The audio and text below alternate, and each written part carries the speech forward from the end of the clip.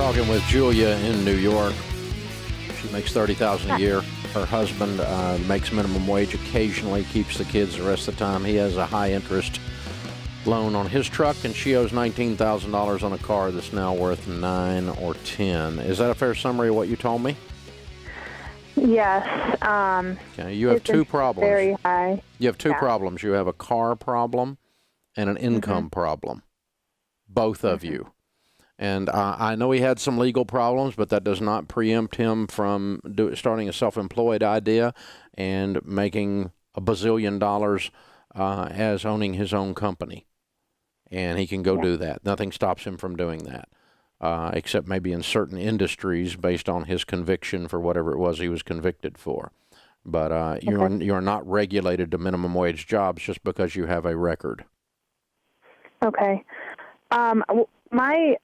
I'm completely fine with getting rid of my car. My plan that I was coming up with, and I talked to my father, he's a pastor, basically we're going to be coming into about $10,000 to work with to start this. Where did it come from?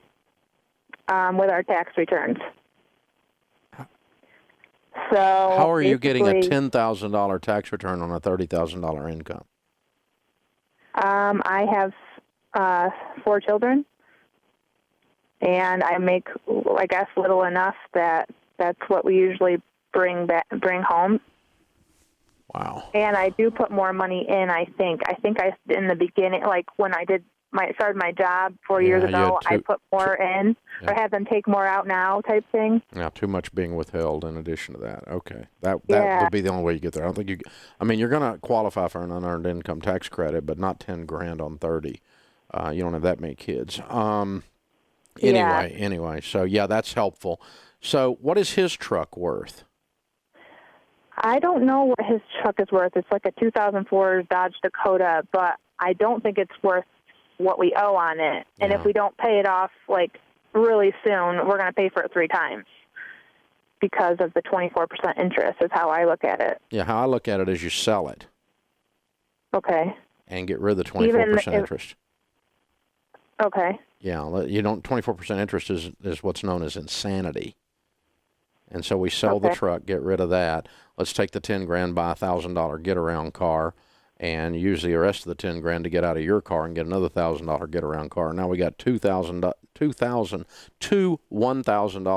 hoopties that we're barely existing in, and at least we got no payments. You're starting to have your life back, and then the other side of the equation is you guys have to work on the income side of your equation. Because you're starving to death, kiddo. Yeah. He's doing his own business, and he seems to be starting out pretty good with that.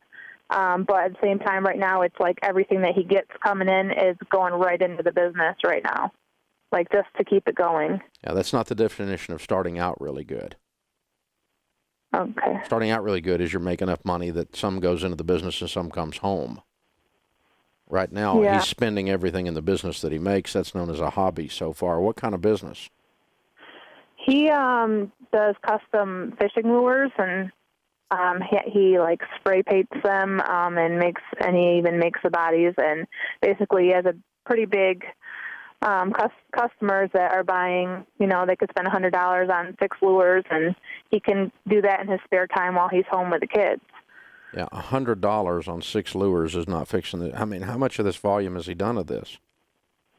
I mean, like I said, it's been within the first year, and I really haven't gotten into it too much with him because I haven't asked him for money in this. I just wanted him to be able to do try to start something, and I thought I was able to. Okay, I want you guys to combine your finances, combine your lives, and combine your goals. And his business exists not for his pleasure. His business exists to provide for his wife and children. And so his wife does need to speak into it and know whether it's making money or not. And I don't know whether you've sold $200 of these lures or $200,000 of these lures. I think it's $200. And Bubba's feeling good about himself. I'm not feeling good about him yet. He needs to make a whole bunch of these lures and be selling them, and not just making enough that he feels good about himself. I want him making some dadgum money, like $40,000 or $50,000 a year, is what I want him making. And I don't smell that in this situation. So you guys need to get together, work on your financial goals together, work on your career and income goals together. And when you lay all of that out, you're going to begin to make progress. It's going to involve selling both these cars, but I don't want to just sell these cars and then stay poor. I want to sell the cars so I get out. So I got a way out of this mess and have a game plan to get out. I've been broke, kiddo, but I've never been poor. Poor is a state of mind.